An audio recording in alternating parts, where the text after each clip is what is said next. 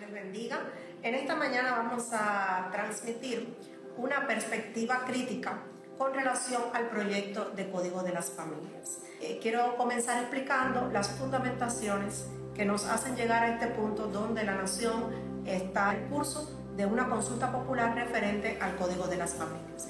Estamos considerando como país tener un nuevo código en esta materia, en primer lugar porque es un mandato constitucional de la disposición transitoria 11 de la Constitución aprobada en abril de 2019. Los derechos que están reconocidos en sus artículos 13, 40, 42 y del 81 al 89 van a ser desarrollados a lo largo de todo este proyecto del Código de las Familias.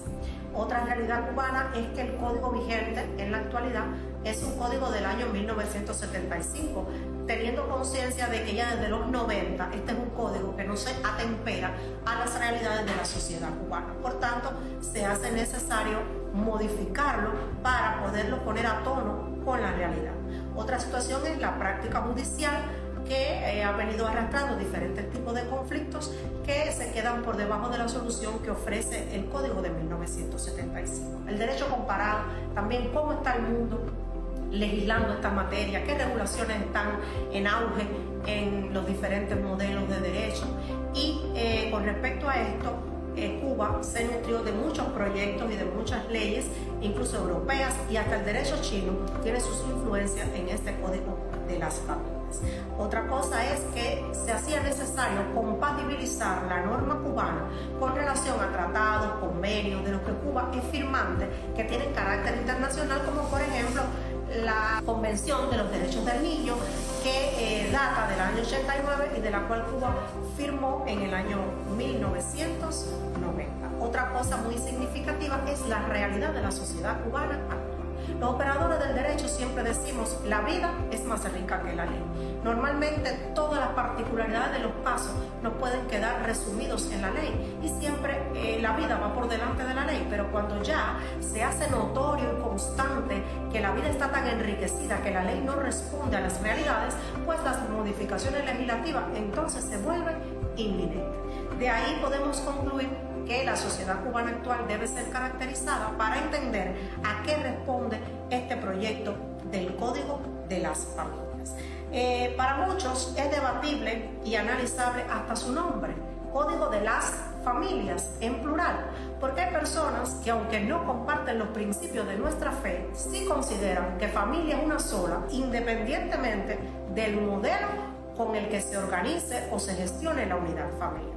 Pero el código, cuando incluye esta pluralidad, lo que está haciendo es descartando su carácter inclusivo, su carácter pluralista. No es solo añadir una S y convertir el término en plural, es que indica cuáles son las esencias que se van a tener en cuenta en este código. Una cosa muy significativa es que nuestra Constitución, que es una constitución joven, porque fue aprobada en abril de 2019, nuestra constitución pone los fundamentos para las profundas transformaciones que va a llevar a cabo este Código de las Familias. ¿Por qué hablamos de que la constitución pone los fundamentos? Porque la Carta Magna de Cuba, en su artículo 81, es muy novedosa cuando eleva el afecto a una forma de constitución de las familias. Y a partir de este artículo 81 se desarrollan la mayoría de los artículos relacionados con la familia, y la Constitución puso un fundamento para que el Código de las Familias desarrolle o instrumente derechos que ya fueron reconocidos desde el punto de vista constitucional.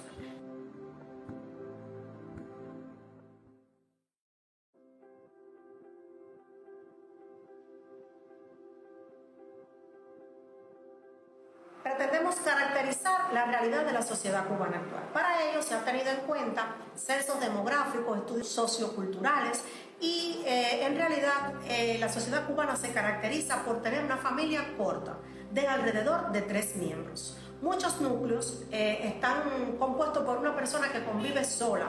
Además, hay ausencia de niños de 0 a 14 años. Hay alta divorcialidad en la sociedad cubana, hay índices de inicio temprano de las relaciones sexuales que tienen que ver más o menos con una edad de los 15 años y el mínimo con 11 años.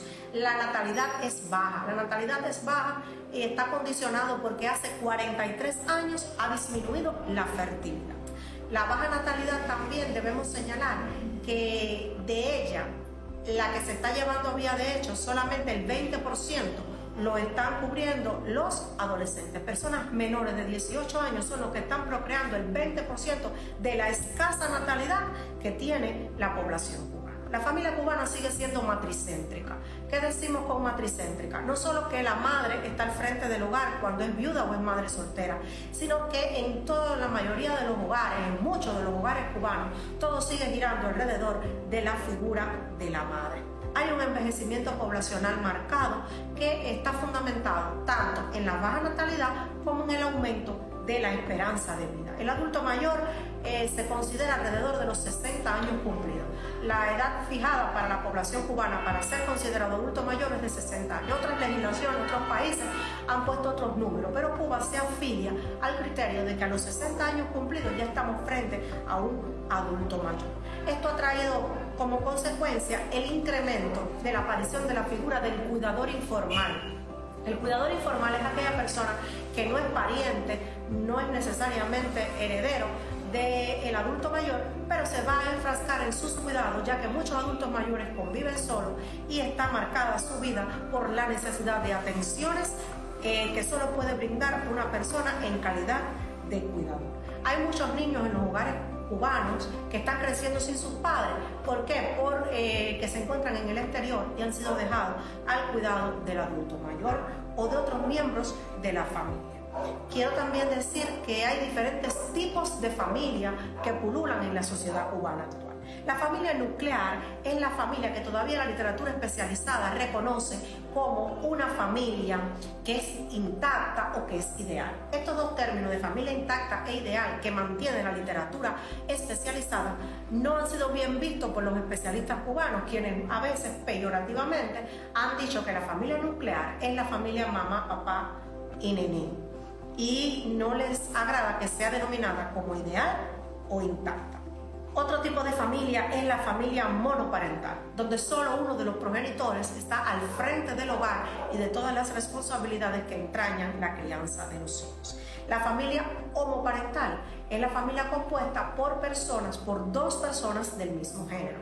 Fíjense aquí que esclarezco género y no sexo, porque es el lenguaje técnico de las estadísticas actuales, ya que el sexo se nace con él, es un sexo biológico, pero el género se define, cada cual cómo se ve, cómo se experimenta. Por eso, dos personas de un mismo género dan lugar a la familia homoparental. Está también la familia ensamblada, mixta o reconstituida.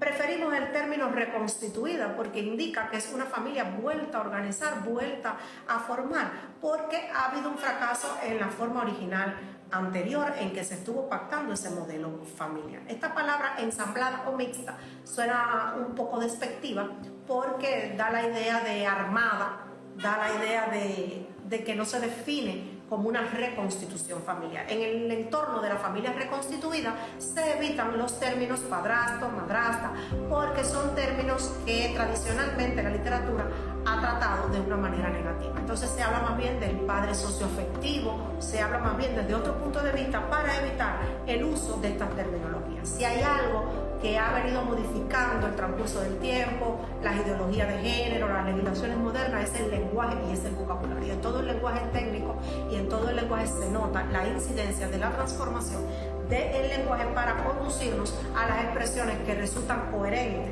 con la forma en que en la actualidad se proyectan estas temáticas. Otro tipo de familia es la transnacional, que es una familia que ya está muy reconocida en Cuba. Evidentemente no existe familia cubana que no esté partida, dividida de alguna manera por la emigración. Entonces, realmente la familia transnacional está siendo muy reconocida ya como que es una realidad de la familia cubana actual. Este proyecto de llegar a materializarse va a traer también otro tipo de manifestación que va a ser la multiparentalidad.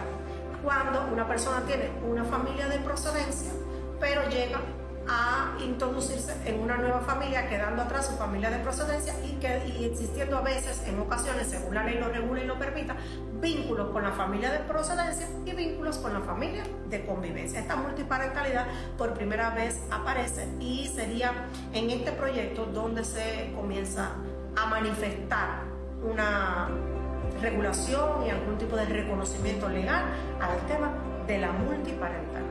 De esta manera, hemos puesto un esbozo a la realidad cubana actual que nos va a permitir conocer qué tuvo en cuenta el legislador, qué tuvo en cuenta la comisión de redacción de este código para llegar hasta el momento actual en el que nos encontramos. Otra cosa que quiero aquí significar es que este código, este proyecto de Código de las Familias, hablando en buena técnica jurídica, este proyecto se comenzó a preparar desde julio de 2019 y salió a la luz por primera vez en su versión 22 el 15 de septiembre. Fue la primera vez que tuvimos contacto con esta versión 22, el 15 de septiembre de 2021.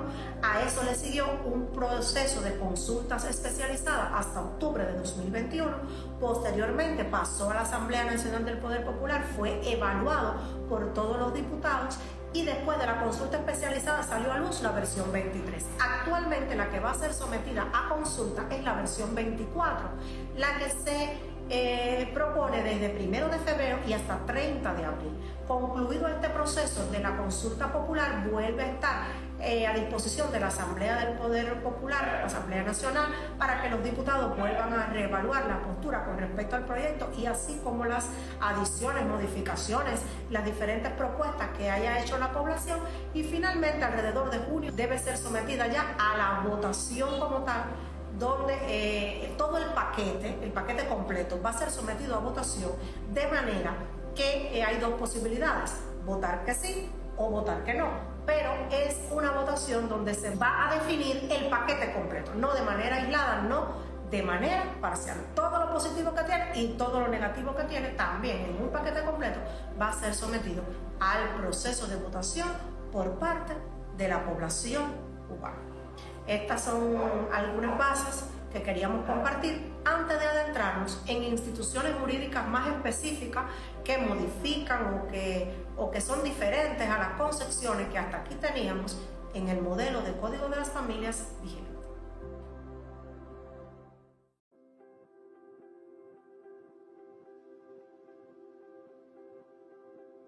Bueno, queremos entrar en materia de las instituciones jurídicas novedosas, diferentes, que presenta este código. Lo vamos a estar evaluando desde diferentes puntos de vista. Vamos a estar evaluando que algunas de estas instituciones jurídicas tienen un carácter favorable, son positivas.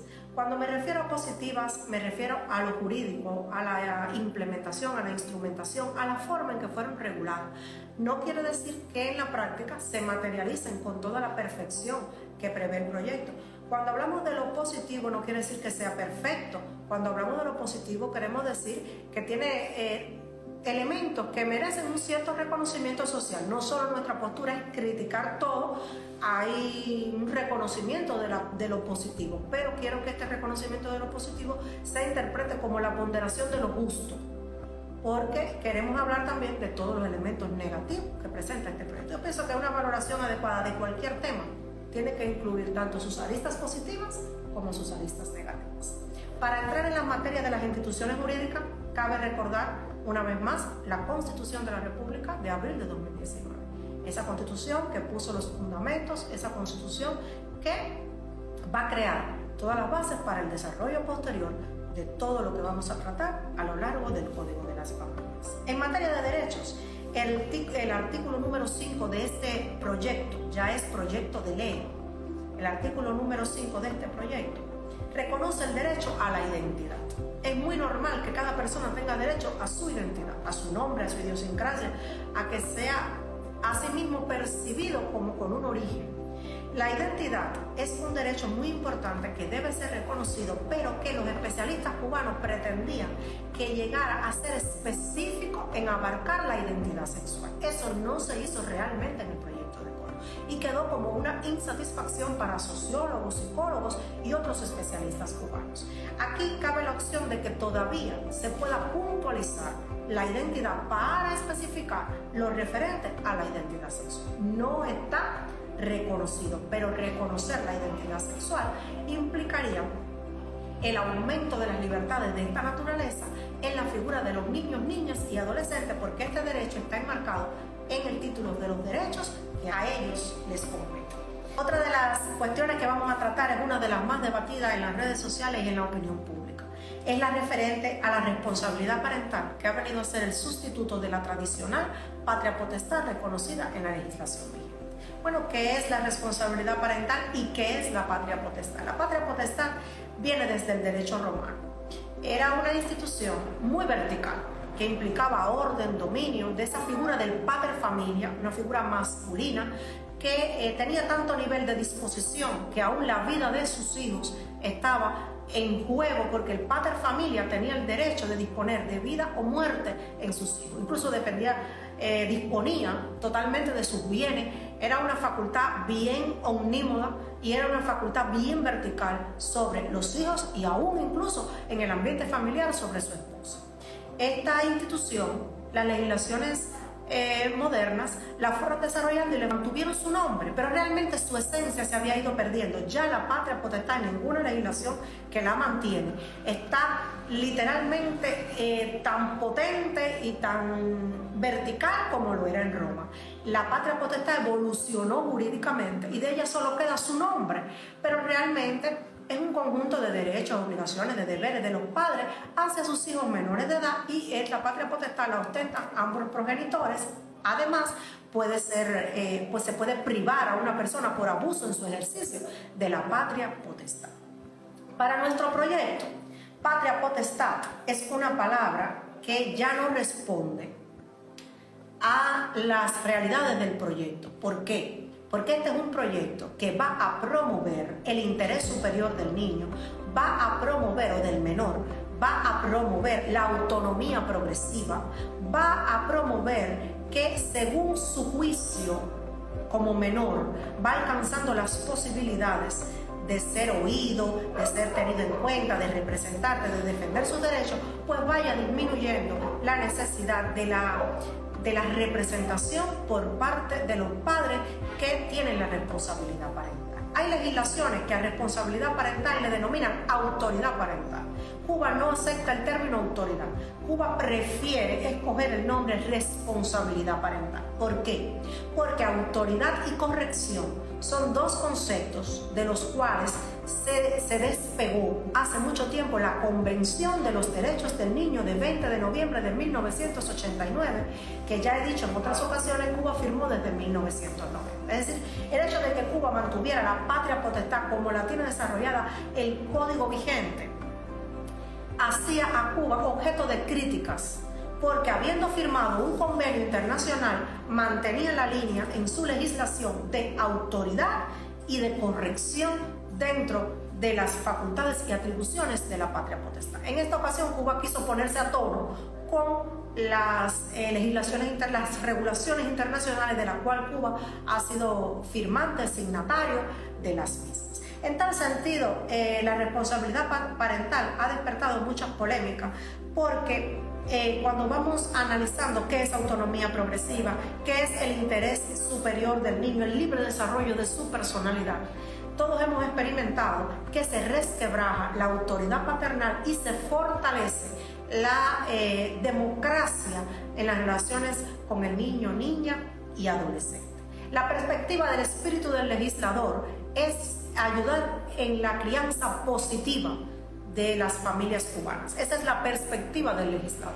Nosotros como cristianos sentimos insatisfacción porque, por ejemplo, la patria potestad, como venía regulado en el Código de Familias vigente, en los artículos 84 y 86, le concedía a los hijos la obligación de obedecer a los padres, y además ellos podían ser corregidos moderadamente y prudentemente por la figura de los progenitores. Esta nueva regulación desaparece la palabra obediencia. Solamente se reconoce que debe cumplir, que debe respetar, pero obediencia como tal es un término ausente en la forma en que el proyecto presenta la responsabilidad parental.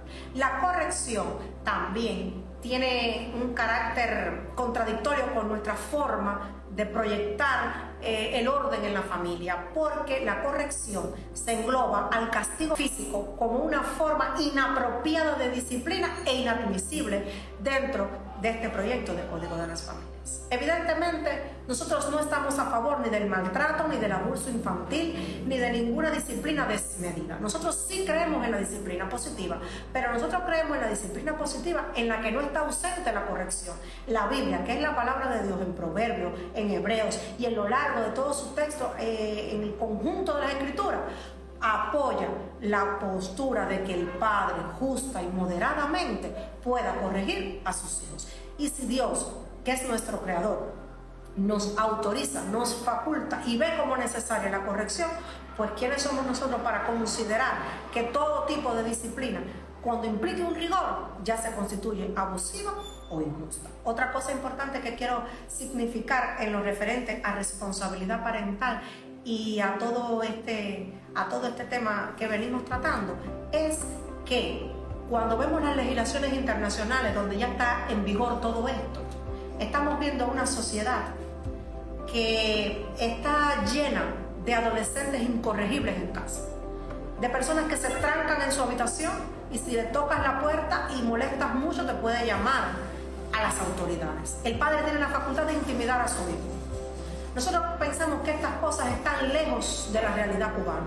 No creemos que, como es nuestra población, como es la cultura, como es la idiosincrasia, los padres renunciemos a corregir cuando sea necesario o los padres tengamos que vivir bajo el temor de los hijos. Pero este precepto, aplicado con un extremismo y con leyes que fundamenten la penalización de la disciplina dentro de la familia, pues sería un grave problema para quienes pretendemos corregir y enseñar adecuadamente a nuestros hijos. Pudiera llegar el día en que aplicar un correctivo sea un motivo de penalización para el padre. Pudiera llegar ese día si estas instituciones se desarrollan con la potencialidad que prometen. Otra cosa que reflexiono es que si bien el Estado está interviniendo en nuestras crianzas, en la forma en que nosotros adoptamos el entorno familiar y cómo practicamos la disciplina, el Estado no va a dudar cuando esa persona incorregible, cuando esa persona deformada desde la temprana infancia, esa persona cometa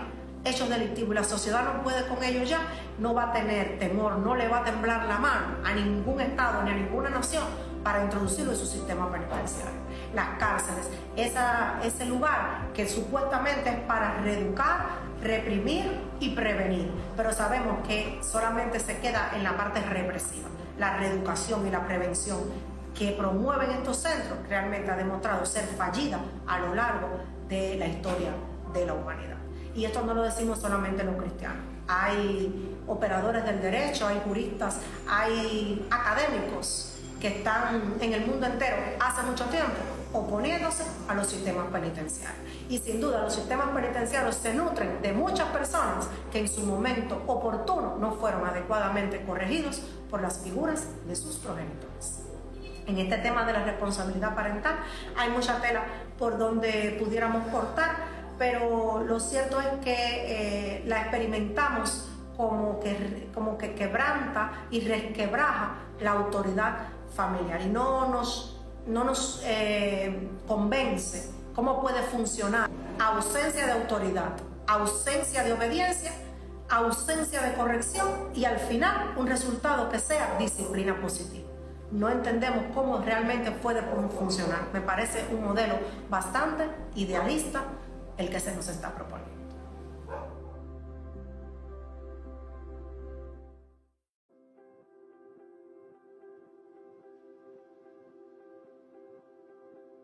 Otro punto que ha despertado polémica, y quiero aclarar que no solo polémica desde el punto de vista de los cristianos o de la fe, sino aún en las personas que no tienen un temor de Dios o no practican una fe específica.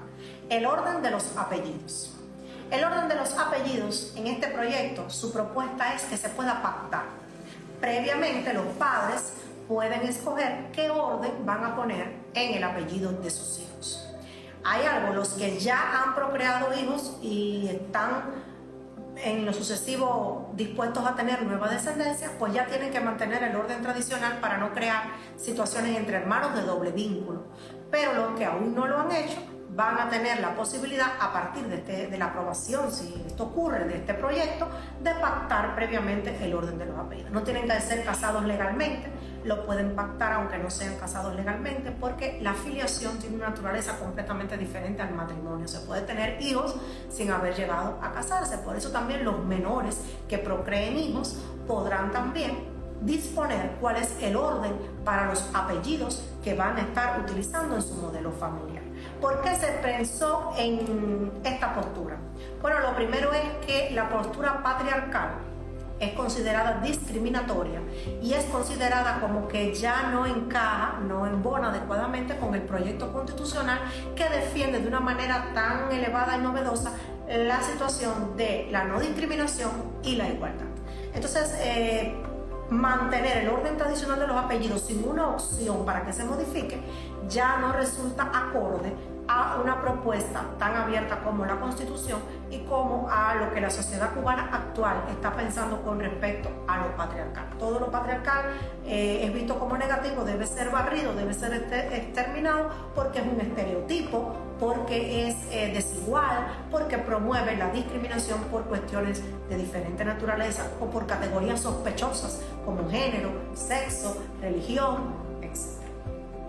Otra cosa que debemos hablar en el orden de los apellidos es que si en los modelos de familia cubana que van a ser amparados por esta pluralidad del código aparece, por ejemplo, la familia homoparental, ¿cómo entonces vamos a saber qué apellido iría primero, si hay dos madres o hay dos padres? Entonces lo ideal sería que lo puedan pactar previamente las parejas. Si no hubiera acuerdo, rige entonces el modelo tradicional como lo dispone nuestro código de familia vigente. Otra cosa es que el registrador adquiere la facultad cuando estamos frente a una pareja homoparental y no hay acuerdo para colocar el apellido, a seguir la línea que a él prefiera. Es como que al azar. Se escogió el azar porque lo alfabético sería injusto, ya que lo alfabético favorece la prolongación en el tiempo de apellidos como Álvarez, como Armas, entre otros, y perjudica apellidos como Zulueta, Valdés, etc. No puede ser el orden alfabético el que defina el orden de los apellidos. Por tanto, el registrador, en caso de no haber acuerdo en la pareja homoparental, el registrador al azar, siguiendo su propio estilo o su preferencia, puede escoger el orden de los apellidos de esta persona que estamos debatiendo cómo se va a nombrar en lo sucesivo con relación a los apellidos de sus progenitores. Esto del azar es un poco complicado porque de una manera azarosa se escoge algo que nos va a marcar de por vida, como es nuestros apellidos y su orden. Aquí resaltamos el rechazo hacia lo patriarcal, y lo patriarcal visto desde el punto de vista negativo, lo patriarcal visto como algo que debe ser eliminado de una manera radical. Entendemos perfectamente que el enfoque patriarcal de muchas cosas ha venido a ser despreciable por la cultura, por las deformaciones de lo patriarcal, por las culturas machistas, por el abuso excesivo de la autoridad masculina. Pero cuando nosotros nos remontamos a las escrituras, nosotros entendemos perfectamente qué significa dentro del orden familiar que el padre, el esposo sea cabeza dentro del hogar y la esposa sea ayuda idónea. Desde la perspectiva nuestra, como lo vemos nosotros, como lo enseña la escritura, no es para nada ni ofensivo ni humillante. Al contrario, es una relación de amor y respeto, donde la esposa es un vaso frágil y el esposo es aquella persona dispuesto a incluso ofrecer su vida si fuera necesario por el mejor estatus de su hogar y su esposa en específico. Esto del orden de los apellidos ha sido muy debatido, y digo que no solamente con respecto a los cristianos que tenemos nuestro criterio personal del tema. La versión actual difiere en algo muy positivo de la versión 22, la primera a la que tuvimos acceso en septiembre de 2021. Y esto es la prohibición con relación al matrimonio entre personas menores de edad. Yo valoro esta aprobación. Era aprobado el matrimonio entre personas menores de edad. Yo lo valoro como negativo, porque lo podían hacer los padres, pero también lo podía hacer judicialmente un tribunal si hubieran causas justificadas a las que los padres se oponían de manera irracional.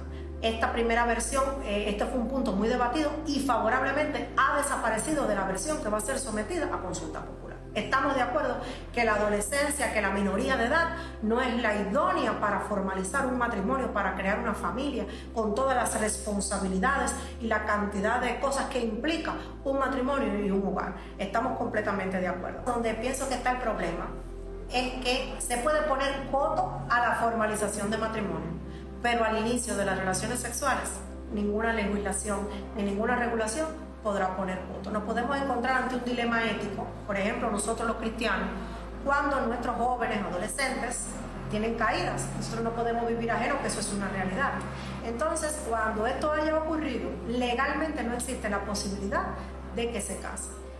No es porque queremos obligarles a hacerlo, pero si ellos quisieran asumir su responsabilidad, tampoco lo pueden hacer. Y se crea el dilema ético para los padres. ¿Qué hacemos? ¿Cómo conviven? ¿Cómo no conviven? ¿Qué esperan? ¿Cuándo no esperan? ¿Cómo regulamos eso en nuestro ambiente familiar? No hay margen para ningún tipo de excepcionalidad. Sencillamente la legislación no promueve, no permite en ninguna manera el matrimonio de personas menores de edad. Esto está muy a tono con las legislaciones del mundo y es muy positivo realmente, pero tiene dos lecturas, porque no tiene ningún margen para excepcionalidad. Y en nuestra fe y en nuestra manera de vivir, de practicar, se crea un conflicto ético. No quisiéramos que nuestros adolescentes estuvieran en ese cuadro, pero la realidad es que muchas veces se encuentran en esta situación.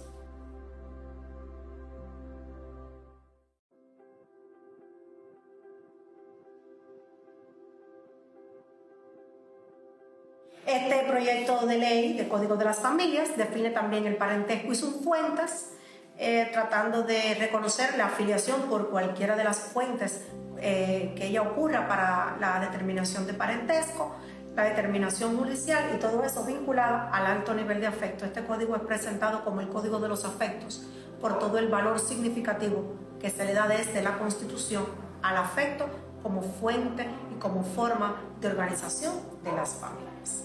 Una figura que aparece en esta regulación es la figura del mediador. El mediador es una persona que no es un profesional del derecho necesariamente, pero que es alguien que en caso de conflictos familiares puede intervenir para generar un acuerdo, buscar un punto medio, un equilibrio para la solución de los conflictos de manera extrajudicial. Esto es muy positivo porque la vía judicial a veces es intervencionista, a veces es un poco agresiva y a veces es preferible una mediación sana, una mediación equilibrada.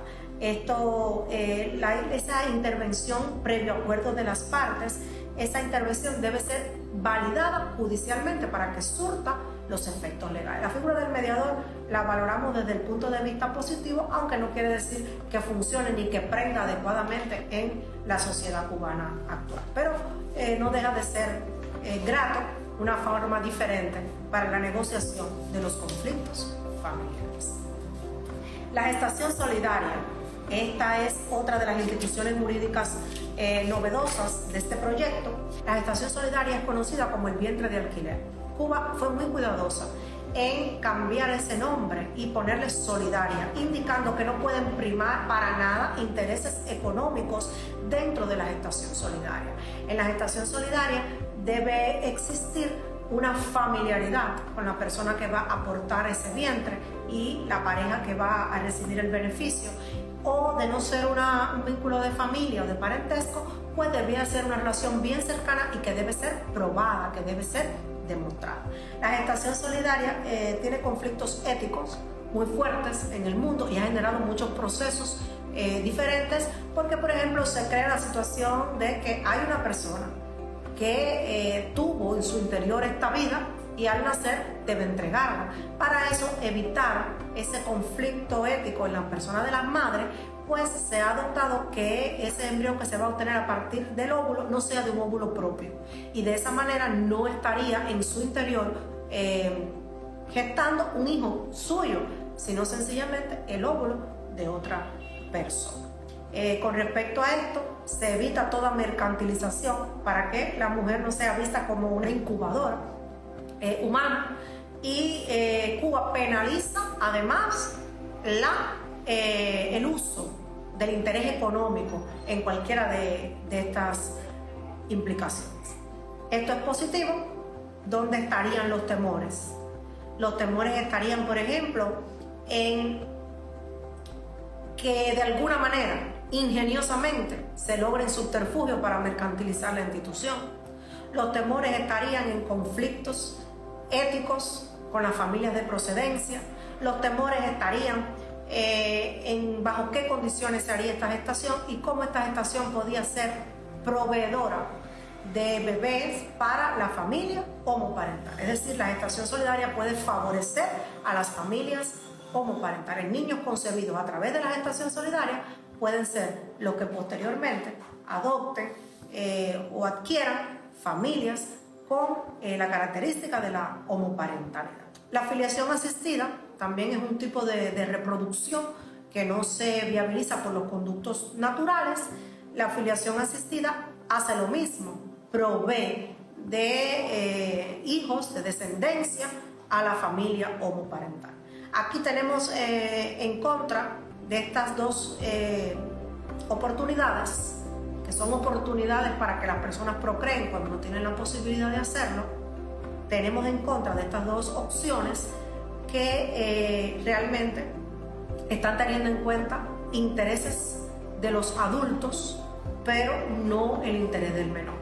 Porque no puede un menor oponerse a ser entregado por técnicas de reproducción asistida a estos tipos de familias cuando no hay posibilidad de que pueda negarse a ser acogido en una familia de este tipo. Otra cosa positiva de este proyecto es que eleva el trabajo doméstico, lo reconoce y lo protege contra la violencia patrimonial. Otra de las cosas que queremos tratar en esta ocasión es que la obligación de dar alimentos se reconoce para la embarazada. Esto es significativo porque si la ruptura de una relación ocurre en el periodo del embarazo, queda protegida por la legislación esa madre gestante para recibir alimentos en el término que dure su proceso de gestación. A la violencia en materia familiar se le da urgencia en este proyecto.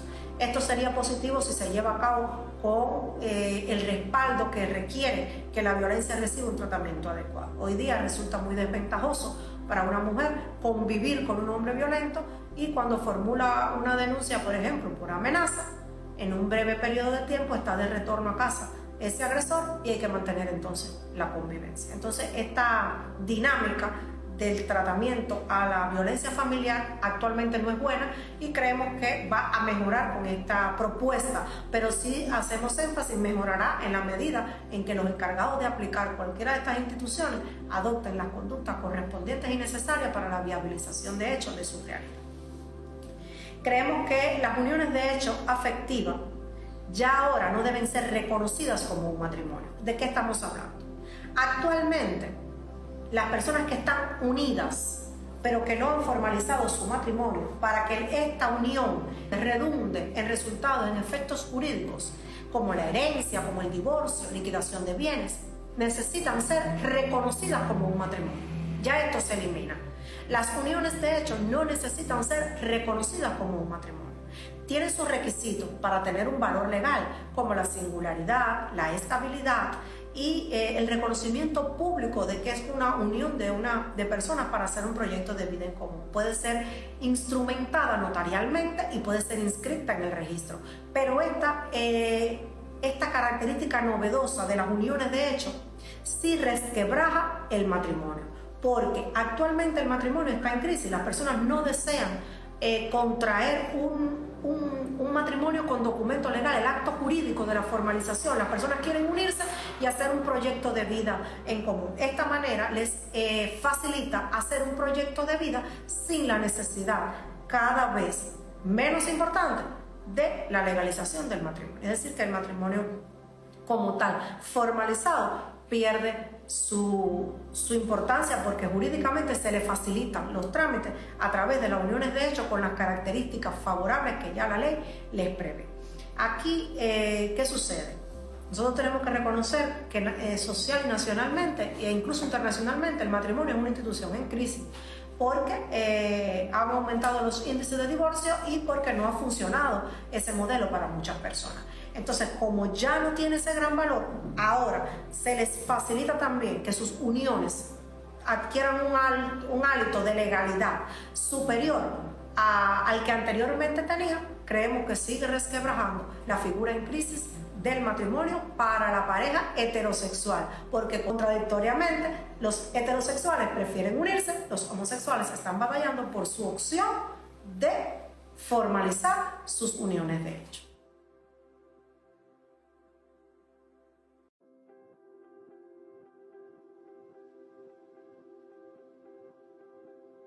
En lo referente al matrimonio, voy a dar explicaciones más extensas sobre el concepto de matrimonio más adelante, pero voy a hablar sobre la parte positiva con respecto al régimen patrimonial del matrimonio y en la modificación que introduce esta legislación sustantiva, la modificación en cuanto al régimen patrimonial del matrimonio. Este puede pactarse en llamados pactos matrimoniales. Estos pactos deben hacerse como máximo 6 meses antes del matrimonio. Máximo, fíjense que digo máximo, tienen valor por 6 meses. Puede ser con un tiempo menor, pero sí deben hacerse antes de la formalización del matrimonio como tal. Si una persona quiere pactar cómo va a ser el régimen patrimonial de su matrimonio, no lo puede hacer con posterioridad a la formalización del matrimonio. Los que deseen hacerlo después de formalizado el matrimonio tienen que esperar un año, porque esto, al convertir bienes comunes en propios o propios en comunes, eso puede traer afectaciones a los acreedores con los que puedan tener deudas algunos de los cónyuges. Entonces, esto teniendo en cuenta las formas en que se está desenvolviendo la economía en la sociedad cubana actual. La forma de pactar el régimen patrimonial, hay 3 opciones: la comunidad matrimonial de bienes, que es la que tiene la legislación vigente. Está también la separación de bienes o el régimen mixto. Algunos bienes se consideran propios, otros se consideran comunes. Puede ser evaluado por los cónyuges a qué régimen se van a acoger dentro del carácter patrimonial, dentro de la parte patrimonial de su matrimonio. Esto es positivo porque hace mucho tiempo las personas anhelaban este tipo de modificación por las implicaciones económicas que para ellos tiene. Estamos hablando de personas que se casan con la idea de que su matrimonio puede terminar en cualquier momento. Desde la perspectiva de la fe no lo vemos igual, pero tenemos que entender que esto es un código que va a abarcar a todos los tipos de personas, a todos los tipos de familias, y lo hace de la manera que estima conveniente para su carácter inclusivo. Algo muy positivo es el mayor derecho que se le reconoce a los abuelos. ¿Qué pasa con los abuelos? En la legislación, como está previsto ahora, los abuelos, aunque están al frente de los nietos y aunque tienen mucha responsabilidad con la crianza y desarrollo de los menores, no tienen sus derechos bien reconocidos y no son bien delineados en la ley. ¿Qué beneficios para los abuelos habría? Por ejemplo, la posibilidad de delegar la responsabilidad parental. La responsabilidad parental es intransferible, pero puede ser delegada a los abuelos por un término parcial e incluso prorrogable si se hiciera necesario extender el término en el que se delega la responsabilidad parental en la figura de los abuelos.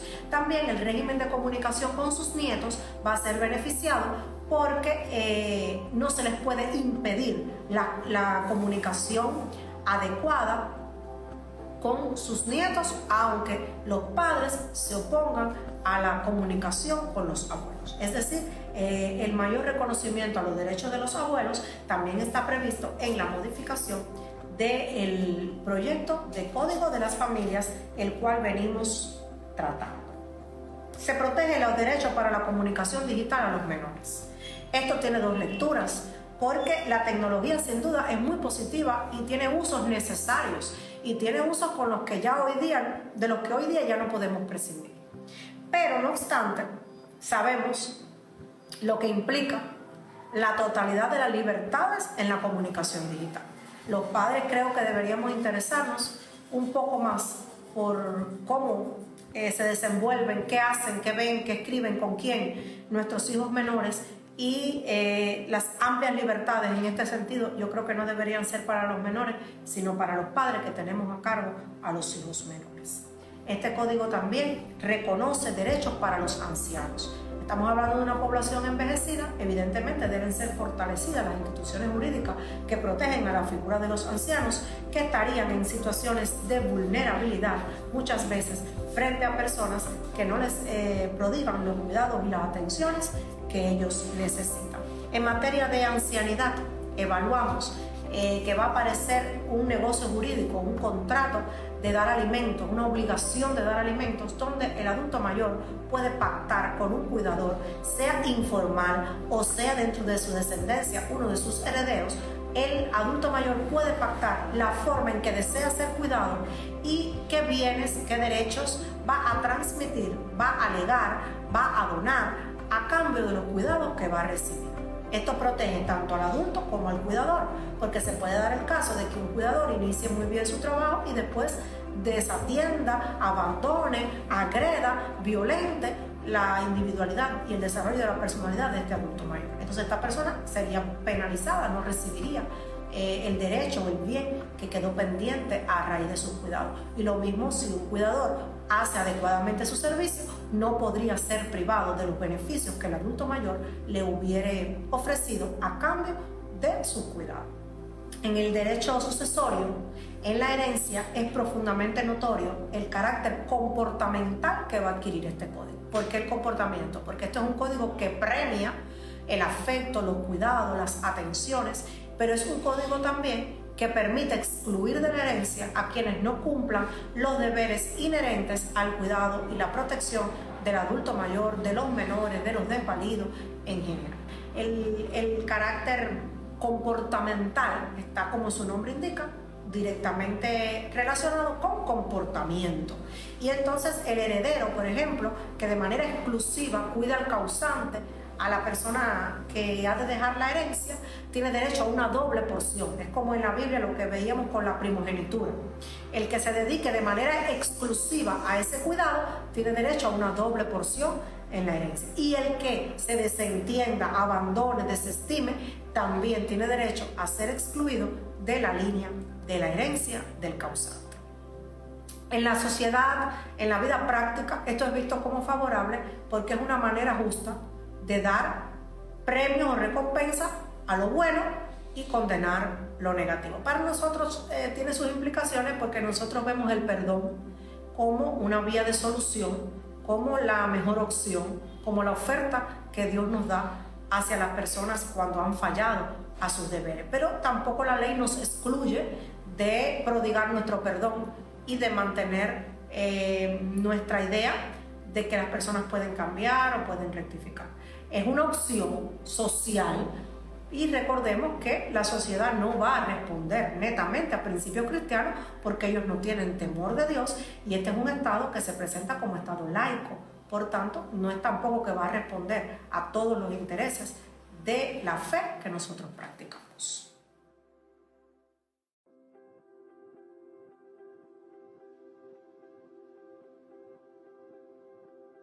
Otro asunto muy debatible ha sido el tema de la adopción. La adopción no es una institución nueva, la adopción proviene desde el derecho romano, pero en este código hay algunas cosas novedosas con relación a la adopción. Con respecto a la adopción es que se extiende hasta los 18 años de edad la posibilidad de adoptar, es decir, mientras subsista la minoría de edad, una persona puede ser adoptada. Otra de sus novedades es que se le permite a los extranjeros realizar procesos de adopción en Cuba con posibilidades de que se materialice positivamente a su favor. Aquí se esclarece que no tienen prioridad con relación a los nacionales. Al menos en materia de adopción, el extranjero no tiene prioridad con relación a una persona nacional por todo el desarraigo que implica en el adoptado que su adopción provenga del exterior. Esta adopción también tiene para nosotros como cristianos cierta porción negativa y es el hecho de que también es fuente de provisión de menores para la pareja homoparental, con lo cual venimos nosotros sosteniendo, no estamos de acuerdo y no podremos estar de acuerdo porque va en contra de los principios que nosotros creemos. En la adopción sí quiero señalar que me parece significativo que se ve a la familia como el mejor lugar para convivir un menor cuando tiene la necesidad de la adopción. Anteriormente se creía que las instituciones, dígase hogar de niños sin amparo filial, círculos mixtos donde estaban estos niños también, se creía que esas instituciones superaban el potencial de la familia para traer el bienestar a los niños. Esta legislación tiene como positivo que reconoce que el seno familiar es el mejor lugar donde puede desarrollarse un menor que está necesitado de ser adoptado para desarrollar su proyecto de vida. Hablando de derechos sucesorios vinculados al Código de las Familias, en el caso de los testamentos se puede testar desde los 12 años de edad. Esta edad tan baja, por decirlo de alguna manera, está en consonancia con las legislaciones modernas.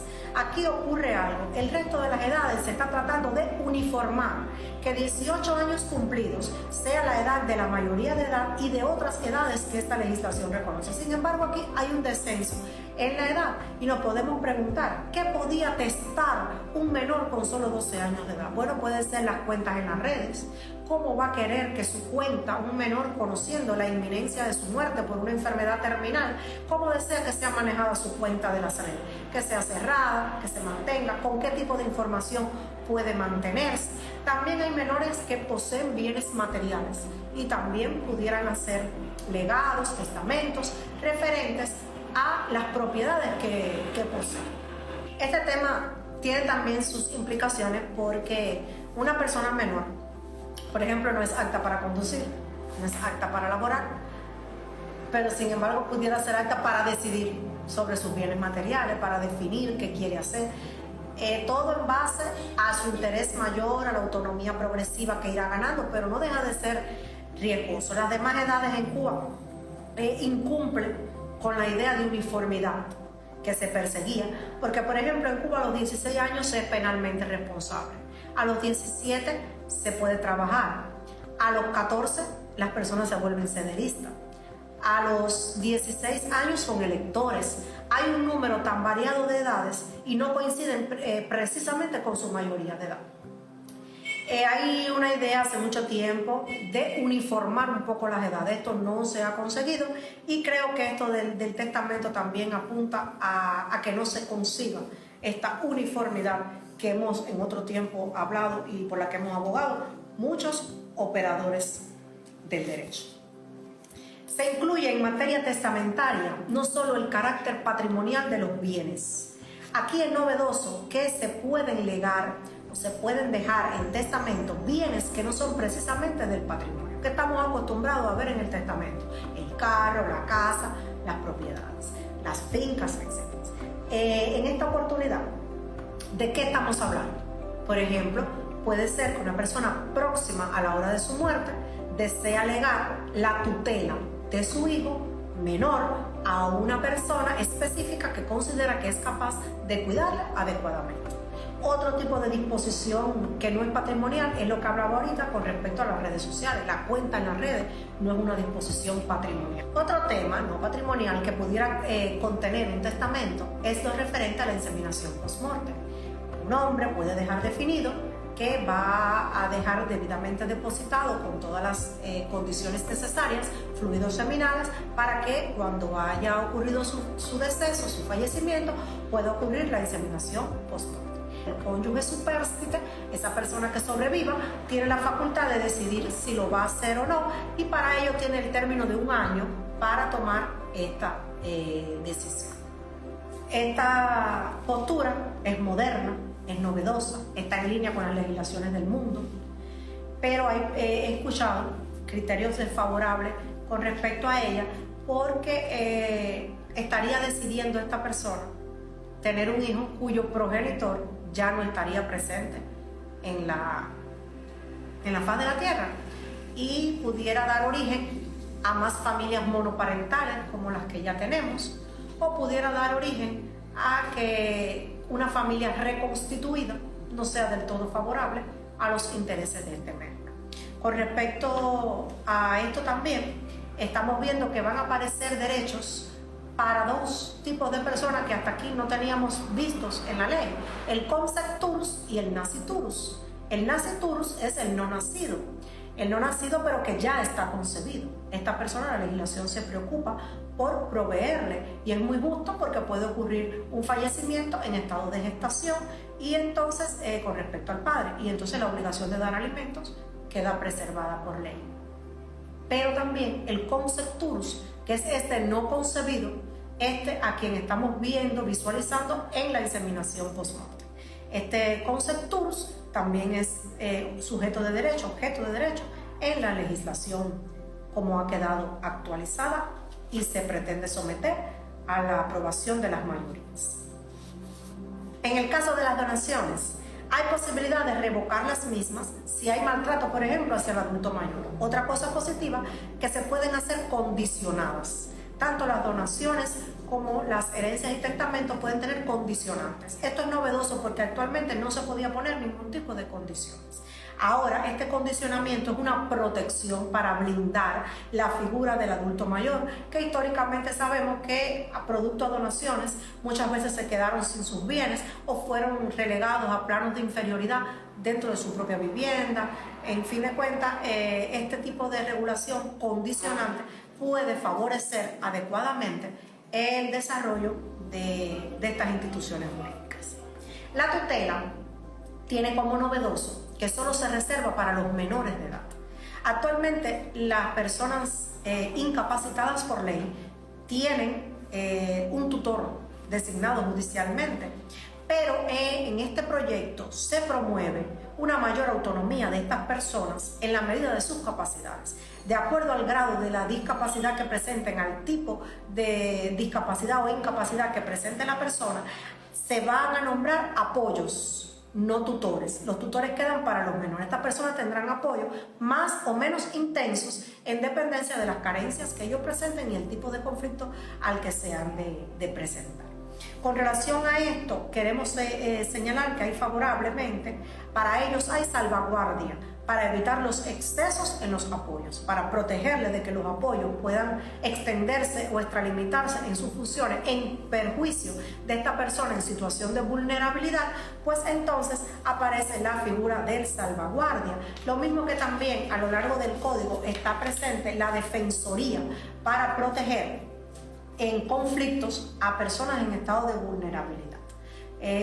Son medidas para poner coto, para poner límites a excesos en los apoyos que atienden a personas en situación de vulnerabilidad.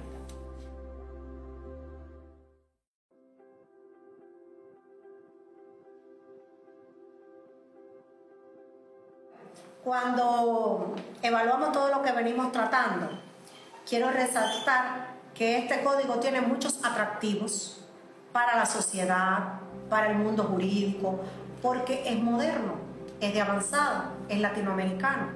Pero no quiero hablarle de todo lo positivo. Voy a estar haciendo un resumen de aspectos positivos porque considero que deben ser tenidos en cuenta y conocidos, pero que no es que estoy resaltando sus valores ni que estoy diciendo que es perfecto. Es que es un paquete que tiene cosas positivas y cosas negativas. Entre sus mayores atractivos, que se mantenga la obligación de dar alimentos al arribar a la mayoría de edad a los que continúan estudios. Esto ahora se hace, pero no estaba bien reconocido en ley. Es decir, cuando un menor arriba a su mayoría de edad, pero va a continuar los estudios, se mantiene la obligatoriedad de sus progenitores de brindarle alimentos. El carácter comportamental del derecho sucesorio, ese comportamiento que se premia o se condena, según sea ajustado o no, ha sido bien recibido por la sociedad cubana actual.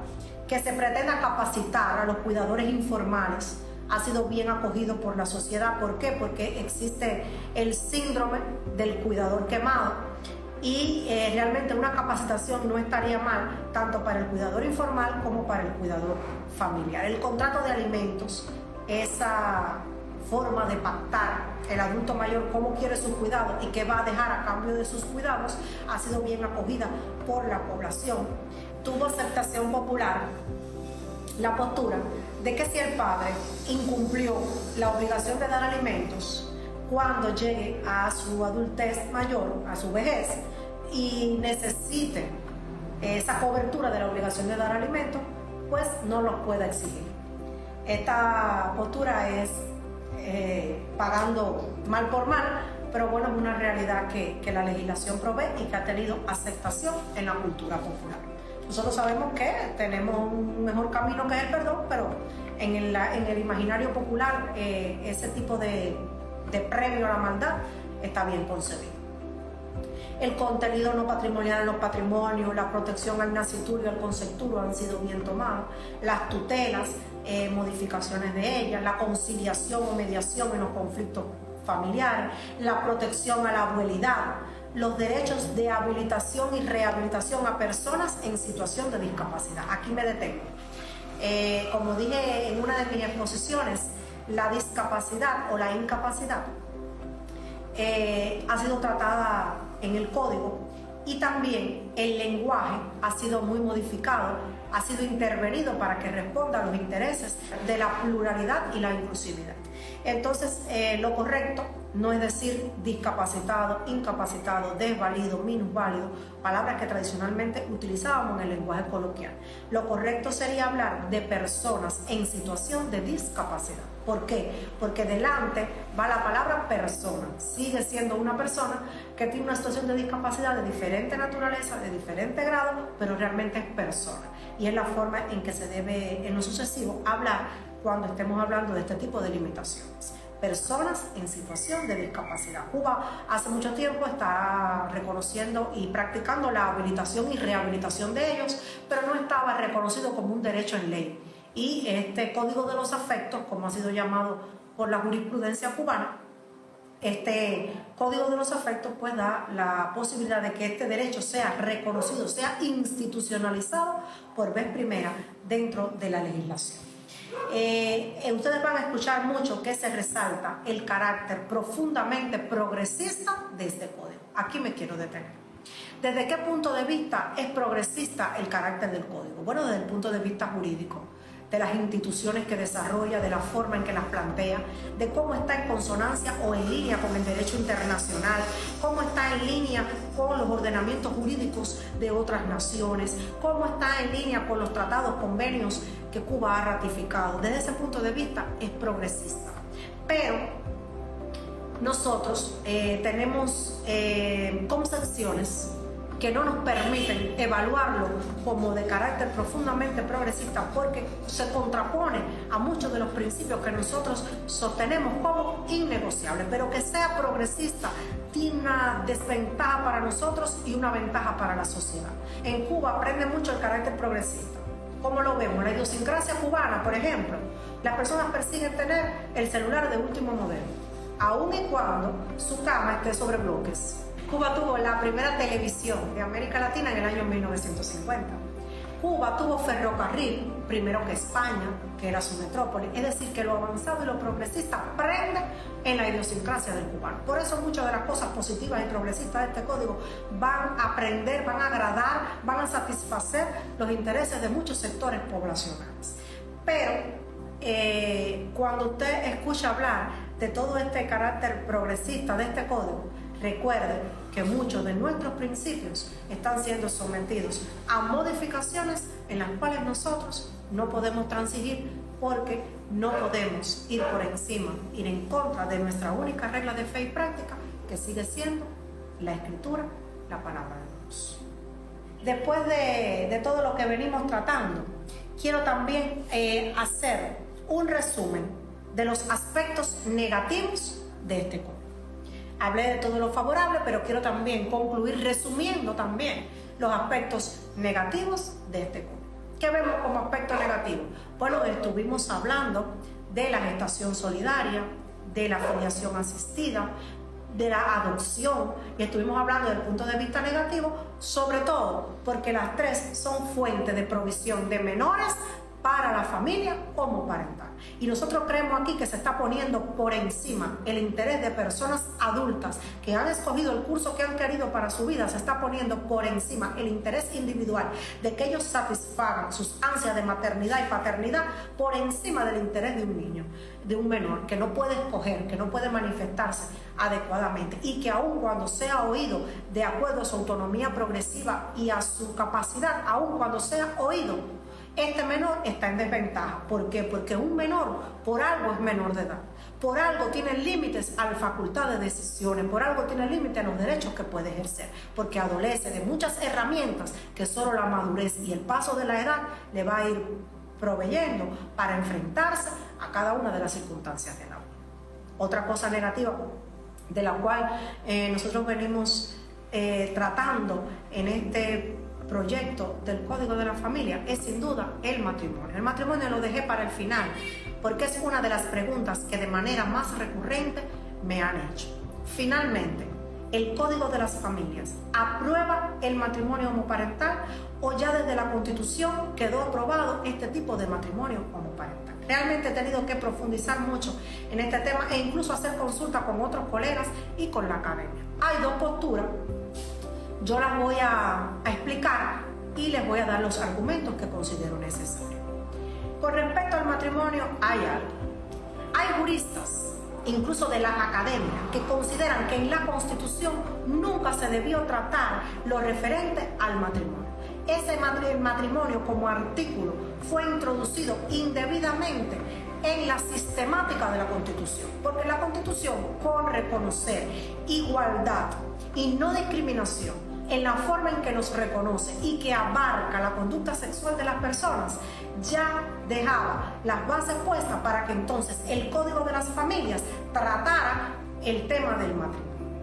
Hay juristas que creen también que ya la Constitución puso todo el fundamento de este derecho de matrimonio para todas las personas y al Código de las Familias solo le corresponde instrumentar más detalladamente Código de las Familias, al fin, las particularidades del matrimonio. Es decir, ya el matrimonio como derecho para todas las personas, la Constitución lo reconoció. Ahora solo faltaría su instrumentación jurídica detallada en el cuerpo legal, en la legislación sustantiva que va a tratar los temas de familia. Otras personas dicen que no está aprobado para nada el matrimonio homoparental, el matrimonio para todas las personas, y se enfrascan en una batalla para que el artículo del Código de las Familias vuelva a decir que el matrimonio es la unión entre un hombre y una mujer. Entre un hombre y una mujer dice el Código del 75 y decía nuestra antigua Carta Magna. La actual Carta Magna no define entre un hombre y una mujer o entre dos personas, pero sí crea el entorno o el ambiente jurídico para que este código defina que el matrimonio es para todas las personas. El proyecto de Código de las Familias es donde específicamente se desarrolla, se instrumenta un derecho que ya la Constitución reconoce. Esta es la postura de muchos juristas. Otros se van a enfrascar en volver a debatir que el código diga que el matrimonio es entre un hombre y una mujer. No me voy a desgastar en decirles si tendrá éxito o no la propuesta, pero sí considero que cada cual es libre de manifestar lo que considere con respecto al matrimonio. El matrimonio viene tratado en el artículo 197 y siguientes de la versión 24. Yo les invito a los que quieran hacer propuestas en este sentido a que lo lean todo bien detalladamente y se preparen, porque este va a ser sin duda uno de los puntos de vista más controversial. Fíjense que como inicié, ni aún en la academia encontré una respuesta absoluta, ni categórica. ¿Está aprobado desde la Constitución o lo va a aprobar el Código de las Familias? Hay un margen de dudas si ya la Constitución lo aprobó y este código solo lo va a implementar o ahora es que se va a aprobar plenamente, totalmente. Yo creo que las dos posturas tienen su lógica, tienen su razonamiento, pero lo cierto es que si tenemos la libertad de expresarnos, estudiemos bien el proyecto y manifestemos con libertad a qué postura nos afiliamos con relación al matrimonio. En todos los lugares, en los escenarios en que he estado, esta ha sido una de las preguntas más recurrentes que yo he experimentado. Yo voy a tratar otras preguntas que me han hecho. La consulta popular se va a desarrollar de 1 de febrero y hasta 30 de abril.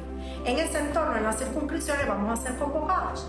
Yo pienso que pudiéramos aprovechar la oportunidad para exponer libremente nuestros puntos de vista, pero también está la opción de la redacción. En esta consulta se puede entregar por escrito lo que uno opina. ¿Qué tipo de opinión hay que tener? Hay que localizar el artículo, el tema del que uno va a hablar, hay que prepararse previamente y hay que identificar si uno va a modificar, si uno va a añadir, si uno va a dar opinión favorable, si uno va a dar opinión negativa, ir concretando qué tipo de proposición yo voy a hacer con respecto al artículo concreto en el que escriba mi inconformidad. Algo positivo es que puede ser oral y que puede ser por escrito. El escenario verbal lo podemos usar para, desde una perspectiva sana, madura y equilibrada, exponer nuestro punto de vista, pero también podemos usar la escritura, que a muchos de nosotros se nos da mejor que la expresión oral. Esta consulta popular tiene también la particularidad de que se pueden usar las redes, se usa la vía digital para manifestar los diferentes criterios con respecto al proyecto de código de las familias. Las propuestas pueden ser usando APK que han sido habilitadas al efecto. La aplicación móvil Consulta Popular está disponible en APKs y el tablero de control brinda información en tiempo real según se van registrando las opiniones. Estas son las dos opciones para la consulta popular. Esta consulta popular difiere de la que hicimos con respecto a la Constitución, en que se acepta la variante escrita de las proposiciones y también la variante digital. La anterior se resumía a la expresión verbal en los lugares donde se realizara la consulta.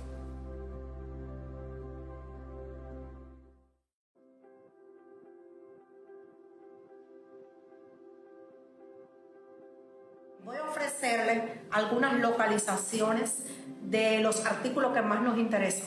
Por ejemplo, la gestación solidaria del 128 al 131 de la versión 24. La afiliación asistida del 115 al 127. Con relación al matrimonio, del 197 en adelante viene regulado en este proyecto la versión 24.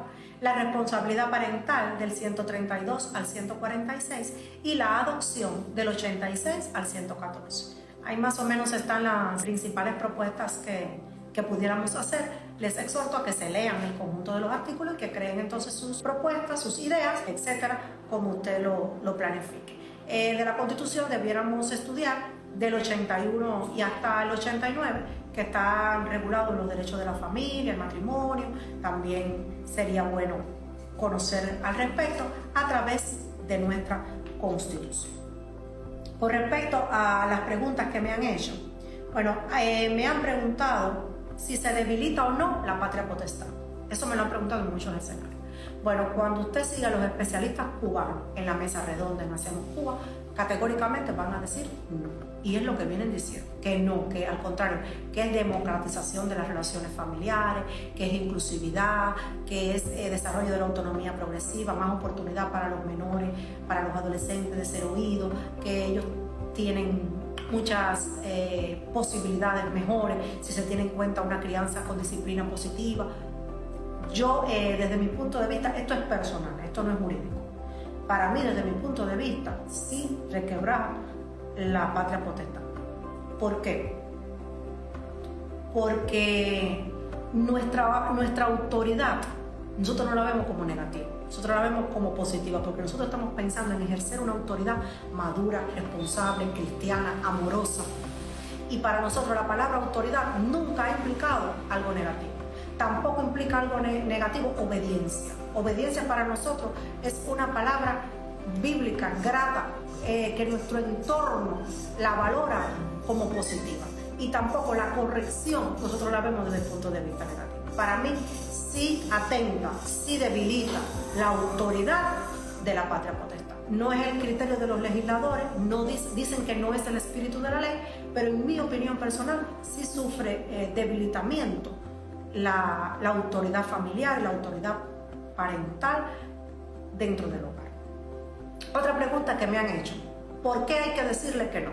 ¿Por qué hay que decirle que no al Código de las Familias? Bueno, yo les voy a decir que yo no manejo, yo en lo personal no manejo así esa campaña, yo voto no la manejo así, pero sí quiero decirles que dónde estaría el problema para definir votar sí o votar no. ¿Dónde estaría el problema? En que es un paquete. Es un paquete que tiene que ser aceptado con todo lo bueno que tiene y con todo lo malo que tiene. No hay posibilidad de individualizar. Entonces, yo lo que ofrezco son elementos y cada cual saca sus propias conclusiones. Para sacar sus propias conclusiones, le pregunto a las personas, oyendo lo que has recibido, entendiendo lo que has visto, ¿qué tú harías? Y le hago otra segunda pregunta. Viendo todo lo que te he explicado, ¿qué piensas que haría Jesús? Esa es mi manera de enfrentar esta pregunta. Otra cosa que me vienen preguntando, la adopción, si sale mal, ¿se puede echar atrás? Esa pregunta me la han hecho. Bueno, la adopción tiene algo. La adopción es una institución que es indivisible, que es plena y es irrevocable. pero hay cosas que siguen protegiendo al menor. Por ejemplo, dentro de los 6 meses que la adopción es decretada judicialmente, caben las posibilidades de impugnación, aunque están limitadas a personas específicas que tienen esa facultad de impugnar y aunque después de 6 meses queda convalidada la adopción. Pero queda otra opción, y es el hecho de que sobre el hijo adoptado, al padre le asisten, al padre adoptivo, madre adoptiva, le asisten todos los derechos derivados de la filiación, tales como responsabilidad parental. Entonces, esta persona, si incumple con sus deberes, bien puede ser suspendida o privada de su responsabilidad parental. Es decir, que aunque es irrevocable, hay lugares por donde irse para echar atrás si alguna de las conductas viola el normal desarrollo de un menor. Esta es una pregunta que me ha sido hecha. Esto no quiere decir que todo sea perfecto, porque sabemos que aunque existen vías, muchas veces no es tan sencillo acceder a las vías. Otras preguntas que me han hecho es de lo del carácter profundamente progresista. ¿Es progresista o no es progresista? Yo diría que sí y no. Yo diría que es progresista de avanzada en cuanto a la técnica, a la sistemática jurídica, a la calidad de lo que se preparó, a la proyección internacional y a la proyección del mundo. El mundo tiene un conjunto de principios, de valores que no tienen nada que ver con nosotros, los cristianos, que nosotros vivimos una contracultura. Porque, por ejemplo, cuando todo el mundo aprobó el divorcio, los cristianos seguimos diciendo que el matrimonio es para siempre hasta que la muerte nos separe. Cuando las sociedades aprobaron el aborto, los cristianos hemos seguido diciendo que la vida no es un derecho del que nadie puede disponer. Entonces, ¿cómo yo diría que nosotros vemos esta postura? Nosotros la vemos en su totalidad, con aristas positivas, pero con elementos negativos fuertes que nos hacen disentir de muchas de las opciones que este proyecto viene presentando. Y resumiendo, algo que ya dije, pero que creo que es importante con respecto al matrimonio, si lo aprueban o no lo aprueban, para mí la Constitución ya puso las bases necesarias y suficientes. Pero no obstante, no podemos perder de vista lo específico que es este código, que va más allá de la Constitución, porque es el que va a instrumentar un derecho. Por tanto, no estaría de más también debatir el punto del matrimonio, porque es este código el que ya llega a poner los puntos sobre las íes y a decir que el matrimonio es una unión entre dos personas, cuando nuestro proyecto anterior dice que el matrimonio es la unión entre un hombre y una mujer. Queda el margen de lo debatible, si ya está aprobado o no, pero no estaría de más pronunciarnos al respecto desde el punto de vista en que venimos enfocando esta situación. Para la consulta popular, les aconsejo tomar notas, organizarlas, ser concretos y directos. En las consultas populares van a existir juristas que no van a intervenir directamente en la situación, pero están allí como observadores de la legalidad. Entonces no es que nos sintamos intimidados, pero es que hagamos las cosas adecuadamente. Señalicemos los artículos, preparemos las propuestas de manera coherente, corta, dinámica. Y otra cosa, asegurémonos de que conste en acta lo que nosotros vayamos a proponer. Y también traigamos también a colación la posibilidad de hacerlo por escrito. Me parece muy valioso poder argumentar. El que se decida por la parte de un texto, por favor, no hacer periódicos extensos, sino concretos y sobre todo dar criterios que, aunque tienen que ver con nuestros principios, que aunque tienen que ver con la palabra de Dios, no los podemos dar totalmente exclusivos como la palabra de Dios. Tenemos que también dar argumentos lógicos, argumentos racionales, con adecuada fundamentación, con la idea de que pueda prosperar. Otra cosa que no quiero que desestimemos es la oración. Debemos estar orando por todo esto, porque realmente, humanamente, estamos haciendo lo que corresponde, instruyendo, informándonos, preparándonos, pero no nos quepa duda que la última palabra la tiene Dios. No quiere decir que va a ser favorable para nosotros ni que va a ser perjudicial. Lo que Dios permita va a acontecer.